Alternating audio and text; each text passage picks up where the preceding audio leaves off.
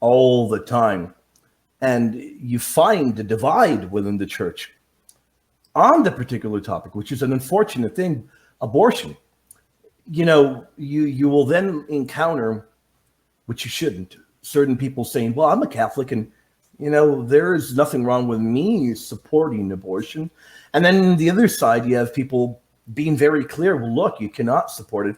Father, you deal a very good portion of this chapter. You cover it in very great detail. You point out how abortion is not acceptable. Is that still the teaching of the church to this day, that abortion is definitely not acceptable within the Catholic Christian faith? Not only is it not acceptable, but there are no exceptions to that. That abortion is the deliberate taking of an innocent unborn life.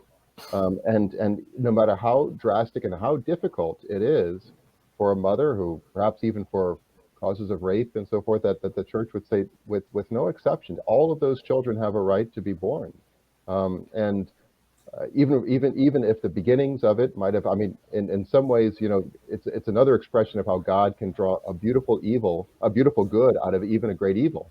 But that's a tremendous trial for many, and to ask a young woman, to carry to term an unwanted child, it's a big ask, and we have to be aware of that. We have to be at her side and helping her to make that right decision, to help her carry the child to term, to care for that child.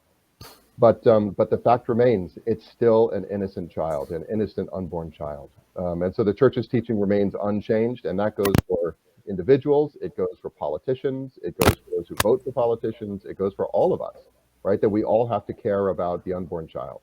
And that's just a fact, and the recent document of the bishops on Eucharistic coherence continues to make the same point, that it's just so important that we protect the unborn.